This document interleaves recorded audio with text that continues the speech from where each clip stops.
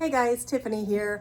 Thanks so much for watching my video today. I am showing you a little bit about how I clean out my fry tanks, including my baby angelfish tanks. There's two 10-gallon tanks, a 20-gallon tank, and then also a tub in my kitchen floor that has small rainbows in it. So wanted to ask you, what do you want to see more of? I have angelfish, I have rainbowfish, I have some betas, I have nanofish down here. So, well, nanofish in a not necessarily nano tank. And I have guppies too. So what do you want to see more of? Do you have questions? What do you have questions about? Do you want to see more dogs that are squeaking toys? Let me have that. Do you want to see birds? Do you want to see, I guess I have the intention of showing you fishy things, but are there other animals you want to see? Do you have questions about breeding? Do you have questions about, I mean, I'm not an expert, but I can speak about my experience. So let me know what you want to see more of, and I will do my best to show you what you tell you what you want to know, or show you videos about topics that interest you. So I'll see you later. Have a good week. Hey guys, Tiffany here. I am going to show you how I clean out my baby fish tanks or fry tanks or any tubs or containers that have baby angels or baby rainbows in them. So we're starting with these are all of the things that I think I use. I usually don't gather them in one area. I usually have to run around the house and find them because they are not in the room that I need them in. So, 5-gallon bucket, used for taking water out. Smaller container that's 1 or 2 gallons for putting water in.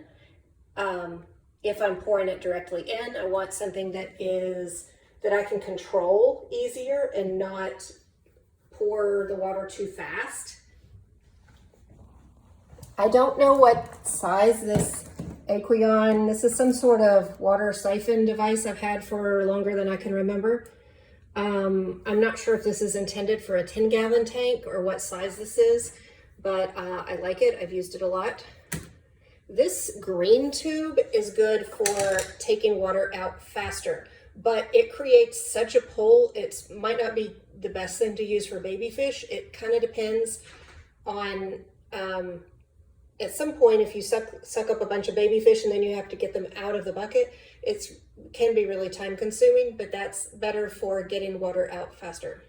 I think this was just a tube to an old extra tubing to a canister filter. I think it was an Eheim canister filter. I had back when I only had one tank at a time, for probably at least 15 years or so, I had a 45-gallon and it had an Eheim canister filter. Anyway, spoon for getting babies out of the bucket if they get sucked up, or maybe I should say when they get sucked up. Also, if the babies are small, it kind of depends on the size and how they're acting and how swimmy they are. They can swim away from this turkey baster.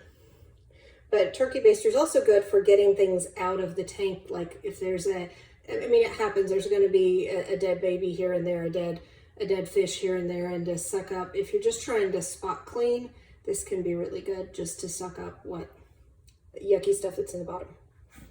And then flashlight comes in mainly when I suck up a baby and I'm looking in the bucket to try to figure out it's important that the bucket's white so you can see. And I think it's important that the spoon is white so you can see. And then I have salt, and I use Stress Coat. And depending on the level where your tanks are, it can be helpful to have a stool or a chair or something. So let's get started. What we're cleaning out today are two 10-gallon tanks. This has baby blue angels that are, I don't know, a couple weeks old. And then this one has baby blue angels that are probably about 10 days older than that. So we're cleaning out both of these 10 gallons that are in a bathroom. I'm hatching brine shrimp for the moment. I have turned the brine shrimp off and turned off there. I unplugged all of the air pumps. So these aren't going. You don't necessarily have to. I guess it depends on how much water you're taking out. Oh, heaters. Yes, we need to unplug the heaters. Let me go ahead and do that. That's something that's really important. Unless you're not taking out much water and the water level won't go below, but I probably do about half, probably about a 50% water change. We do have a dead baby in here. It happens, guys, no matter how healthy the majority of your fish are, there's going to be some that just don't make it, no matter what you're doing. And I really just think some of them are just not healthy and not meant to do well. Is that a baby? I think that's a baby. Also, not sure, every once in a while there's a few snails. When the babies are not swimming, you do not need to have snails in your tank. And most of my snails are just ram's horn, and I don't think, oh, there is one. But you do not need to have snails. If your babies are just wigglers or eggs, the snails will come and eat them. But at the point where the babies can swim well, it can be helpful to have snails because they kind of eat the excess food, and it's just natural, I think, to end up feeding the tank a little too much because you want to be sure the babies are well fed, but you want to make sure they're not overly fed, but that they can get to food.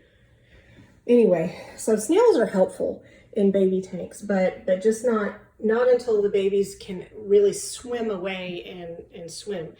And not too many snails, because the snails do add extra waste to the system. Anyway, so we're going to take the lid off of this. We're going to start here.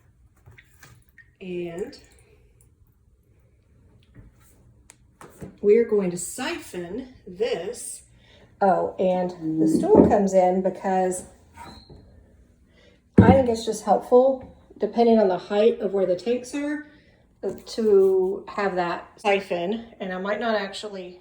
Okay, so we took out 1 bucket of water from this tank, and it looks like the only fish we sucked up were the dead ones that we intended to suck up, so I don't have to use the little spoon or anything to get fish out of the bucket. I will almost guarantee you that a little bit later, I'm gonna have to use some of this to get the fish out of the bucket.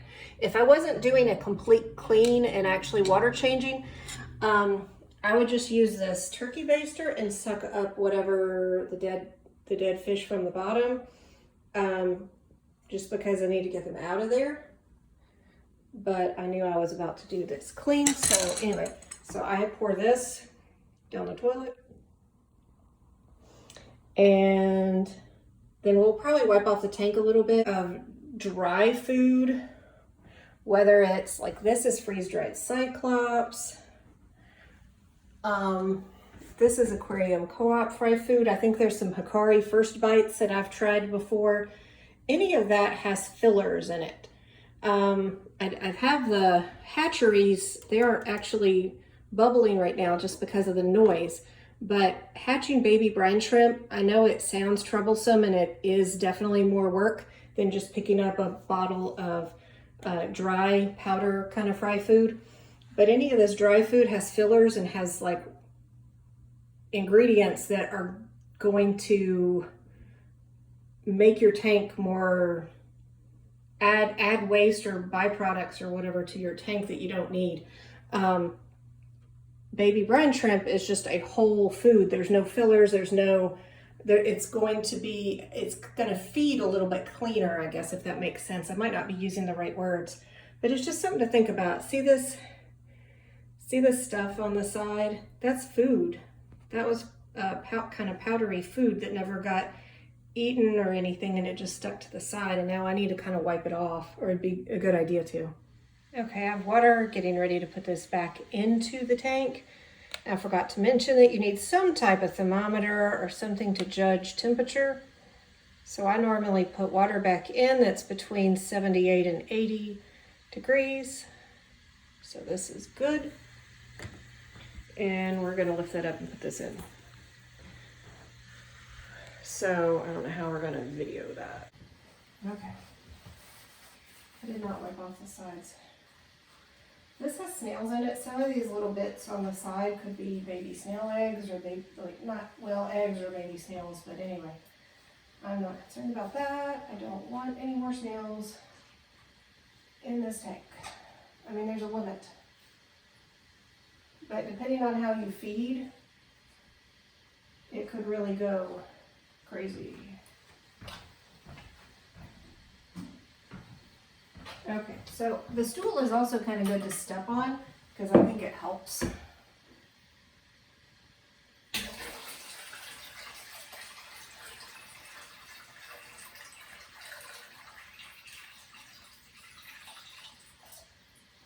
I think the stool helps to be able to kind of leverage to pour the water in without just dumping it all in. That's what I'm trying to say. So my stress coat is almost gone. I have another bottle. I need to put the pump on the other bottle. So we're done with these two and we'll be moving on. Okay, this is important. I need to plug the pump back in and we need to plug in the heaters. So it didn't take me very long to do these. So I just treated them. I unplugged the heaters at the same time and the pump is actually split and goes to both. And then I'll show you this since we're here.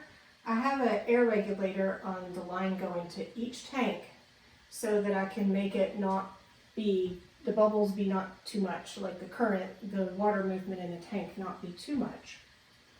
Especially when the fish are little. These are getting to be bigger and it doesn't matter as much.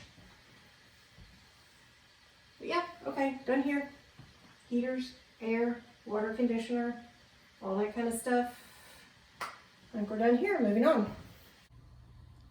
Next, we are cleaning out this 20-gallon that has baby koi angels. And there is unfortunately a dead one on the bottom that is fungused and I should have taken it out before now. So this is going to be challenging because I'm probably going to end up sucking up a baby or two and I'm going to have to fish them out of the bucket.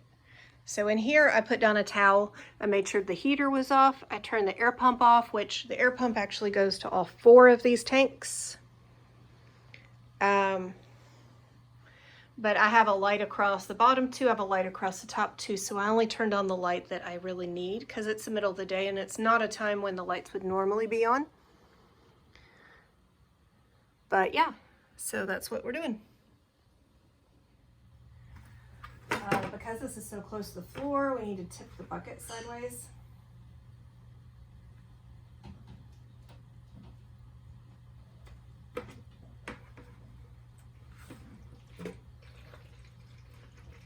Hopefully these guys will stay away from me and let me do what I need to do and I won't suck any of them up.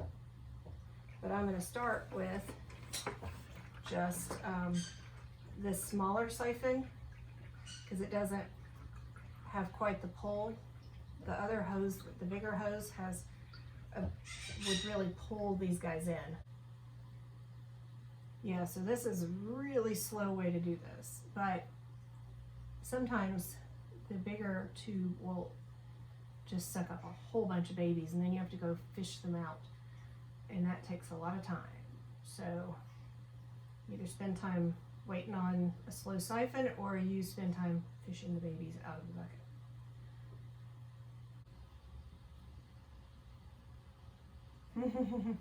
Okay.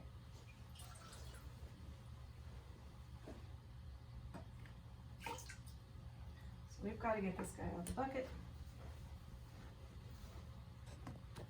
That's kind of where the flashlight comes in. So he went back down to the bottom. You can probably see him. Now there's also some debris in here. Depending on how much is in here, it may be difficult to tell what's a real fish, and also the current in the bucket might be making them spin around and make them look like they're swimming. This one really is really is alive and really needs to get out of the bucket. I would normally keep the light on, but I don't have enough hands. This can be a little tricky because you have to be careful you don't squish them against the side of the bucket. But the white spoon or a light color or white makes it pretty easy to tell when you have. Okay, so put them back. I'm gonna go dump this out and do one more bucket so that I have at least 50% out, and then we'll check back. Okay, so we're about to put the water back into the little tank with the baby angelfish. So I have a step stool because this tank is so close to the floor, and I really don't want to just pour the water in and send a whole tidal wave around the whole tank and just totally mix the fish all up. I use this, it's like a small little siphon. I'm not sure if it's intended for a 10-gallon or 20-gallon or what, but I put that down in the bucket. And I take this end and have to get the siphon started.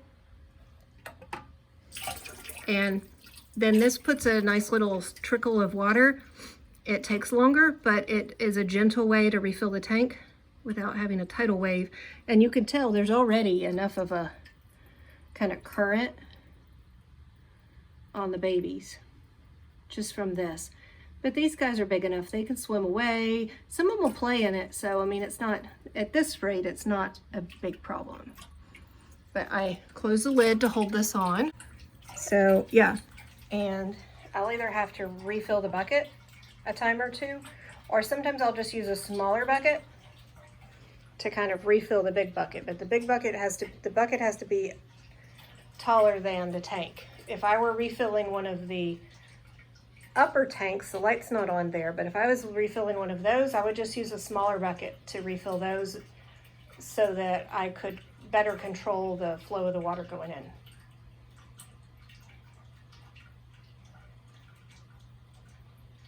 So we'll let this fill up. I did wipe down the sides of the tank inside, at least the top part of them, the part that was out of water, just to get the little food or debris or whatever that's on the sides as much as I could, kind of quickly. It's not intended to be super pretty. I'm more concerned about the water quality and the health of the fish. Look at them. They're all up here in the front now.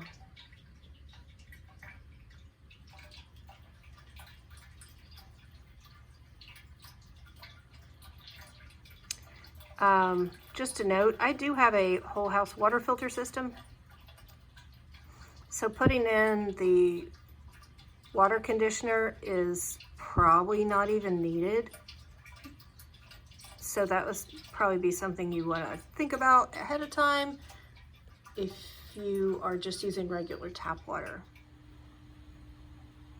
So we have the 20-gallon with the koi angel babies cleaned up. We probably did, I don't know, a little more than half, maybe 2/3 or so water change, and kind of siphoned off the bottom of the tank where we could and wiped off the at least upper part of the inside to get any like extra little food or debris. There is, it looks like it's baby brine shrimp extra in the water. See the little dots everywhere? It looks like I've been feeding them too much, and I probably need to put some snails in here or quit feeding them so much.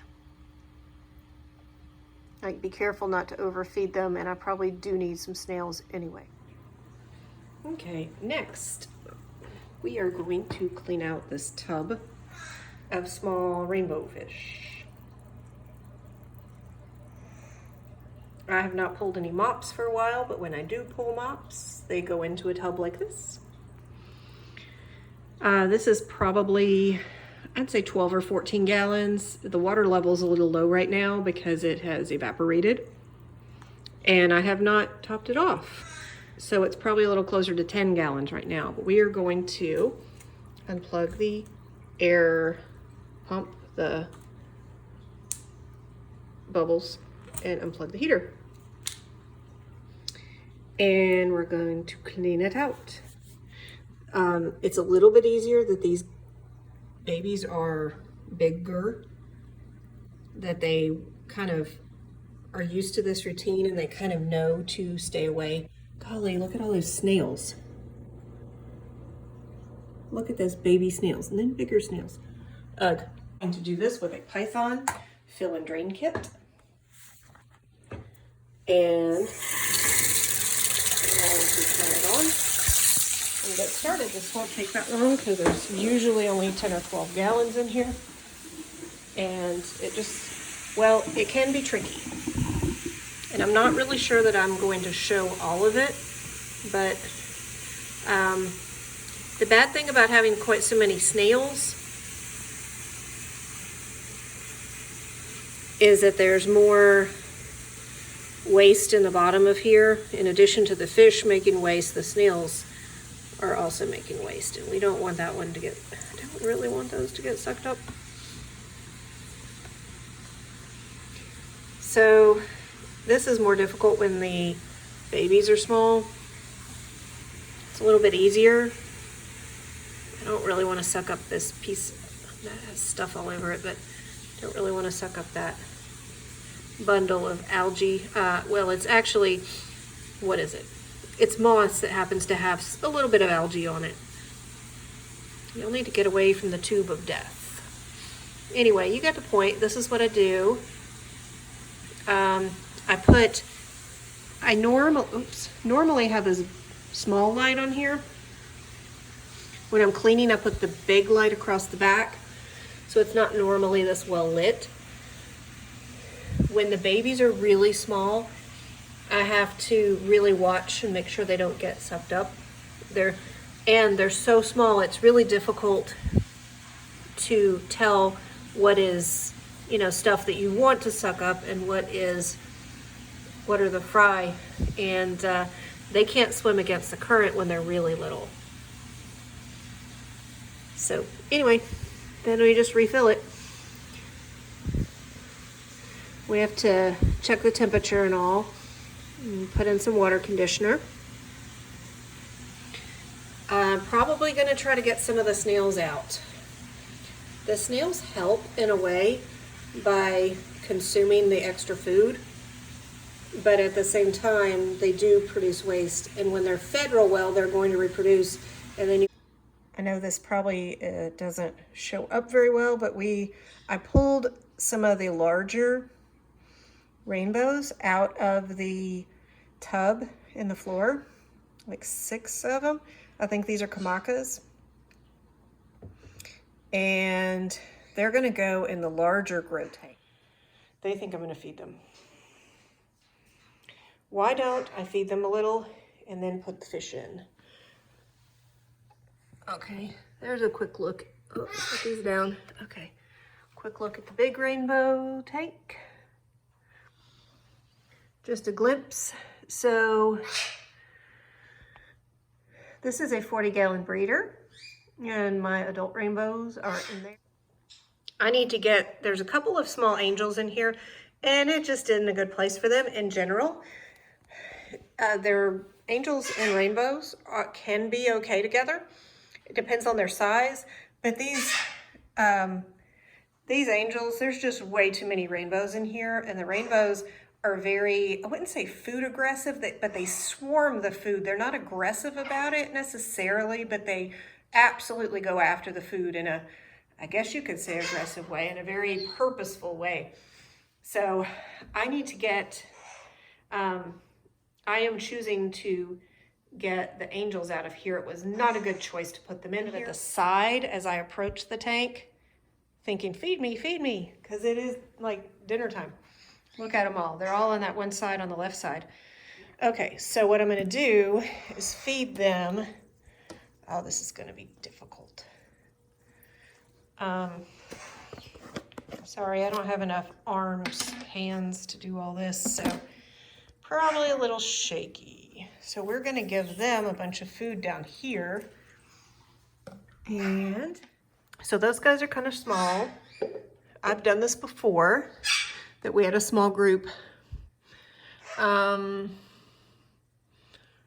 don't necessarily see which ones they are, but they're probably a little, oh, there's one.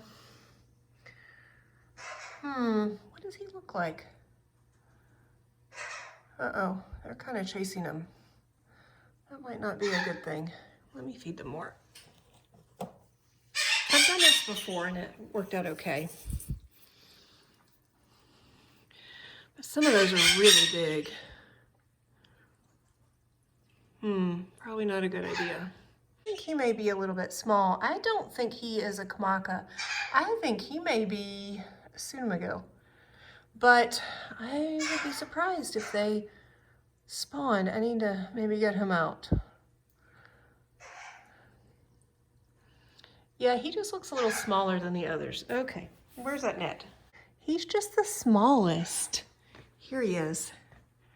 He's just the smallest, and y'all need to leave him alone. Ah, got him, maybe. Whoop.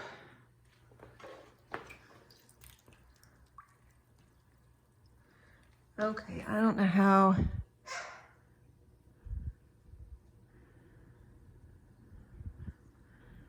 Okay, there he is. He seriously looks like a Tsunamogill to me. I don't... Move, y'all. Move. He is too little. Oh, there's an angel. I don't know if that got... Yeah, okay. Oh, I haven't put the water back in.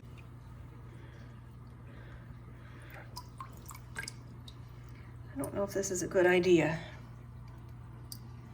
To put the angels in there? Are they gonna mess with him? Where else could I put those angels?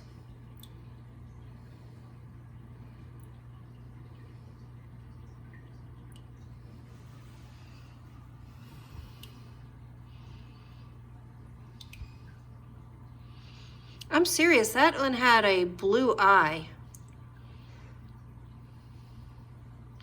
I am not liking the angels in here. I think they're too big. I think we're gonna put them in a different tank.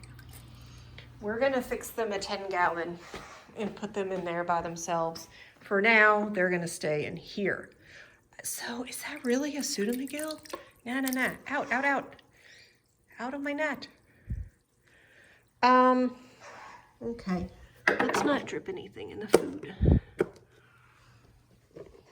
So this is like random thoughts of a fish keeper. A very vloggy. The kamakas will be fine. That one was a little too small, but he had a blue eye. I do have a mop. I don't pull it often. Look at all the kamakas back there. They're pretty. Even though they're small, they're pretty. Did you see the blue eye on that one? I did have a mop in my, that would be cool to breed more of those. Maybe I should go look at that mop. Well, I don't have a mop in here anymore. It takes up space, and I feel like my nano fish are a little bit, I wish they had more space. I think I'm gonna put a mop in here and see if I think the Tsunamogills are breeding. Look at the blue eyes. It was a little Tsunamogill. They bred, and I put a mop in there. In that, I had several mops with eggs or maybe eggs or whatever in them that I put in that tub. How cool is that? Okay, we're gonna conduct an experiment. It's gonna be maybe a little haphazard experiment. I'm gonna put a mop in here and see if the Tsunamogills are breeding. I think they probably are. That's way cool.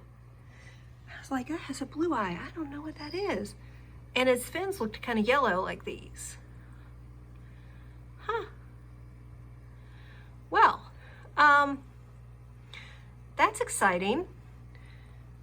We're gonna see if we can do that on purpose. Okay, I'm studying these guys. And granted, I'm just, oh, they look like they have blue eyes. what I thought were dwarf neon rainbows are pseudomygale ivansophi. I do believe. That's way cool. They look like they have blue eyes. The ones that are not, yes, they do.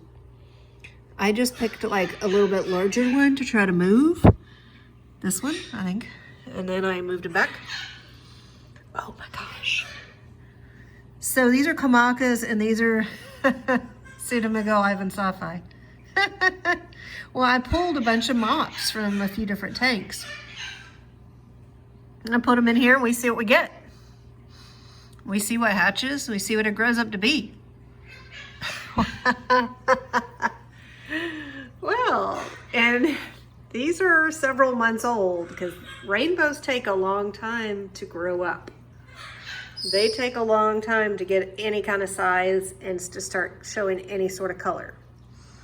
Well, that's exciting. This is not turning out the way I thought, but it's exciting. So I can't wait to see these guys as they kind of mature more and see how their colors go, how they really develop. That's exciting. Anyway, so much cleaner tank. Yay, water change. A little bit higher water level. You kind of have to watch these tubs. They're not ideal. The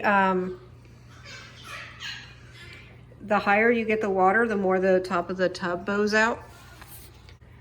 Have a little valve to control the amount of air they get when you have really, really tiny rainbow fry, because rainbow fry are even smaller, much smaller than angelfish fry. They can't eat baby brine shrimp when they first hatch. And the current from the bubbles can really be a bad thing if you have too much current or too much kind of water flow or movement in the water. So normally when I set up my baby rainbow tank or rainbow fry, I only put the bright light on to do a water change so I can see what I've got. And then I have a piece of plexiglass that I put over half the tank, which honestly doesn't do a whole lot. When the rainbow fry are really, really small, when they're first hatched, they tend to stay at the top of the water and they tend to stay back here. And this kind of holds the humidity in at the water level. And also it's further from the bubbles. So anyway, and I have just this little light to help them see, food and stuff. But when I clean out the tank, I put a bright light on it. And of course I plugged back in the heater. You can see the little light on the heater. Plugged everything back in. Anyway, stay tuned. I may be breeding different rainbows than I thought I was. And the pseudomygale ivansophi is not, I guess the pseudomygale is not officially a rainbow, but a lot of people call them a rainbow. I'm not really super knowledgeable about that, but they're pretty little fish. I love them in my nano tank, and I'm excited if I'm accidentally breeding them. At first I was thinking that there was just one, but that doesn't really make a sense. I mean, what are the chances I just got one egg? Like, well, I mean, I guess anything's possible, but what are the chances I just had one of those blue eyes? I think that was just the one that was the oldest or the most developed. I think when you have rainbows lay eggs over, well, probably multiple times a day, every day. So it just depends on how long the mop is in there. And then I think the eggs mature and hatch at slightly different rates. So it makes sense that there's not just one blue eye rainbow fish. So, okay. And my bird is mimicking me and laughing. I'm laughing because what I thought I had in this tub is not exactly what I have. Kamakas, yes. Dwarf neon rainbows, no. I have pseudomygale ivansophi. So stay tuned for the next developing story here and whatever's going on here. Surprises galore. Just leave the white clouds outside. They're cold water fish. What could possibly go wrong? It's fine.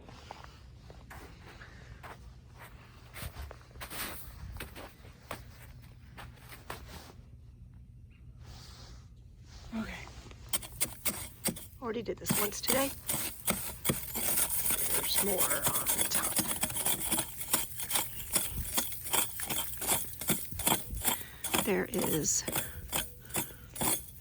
There's bubbles coming up. Man, it's already frozen over.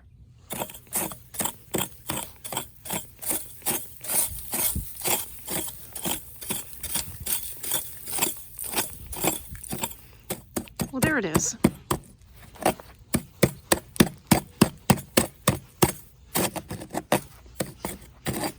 Trying to keep a little hole open.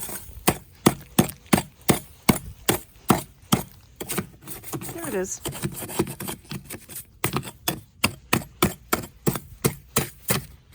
Okay, let's see how long this one lasts.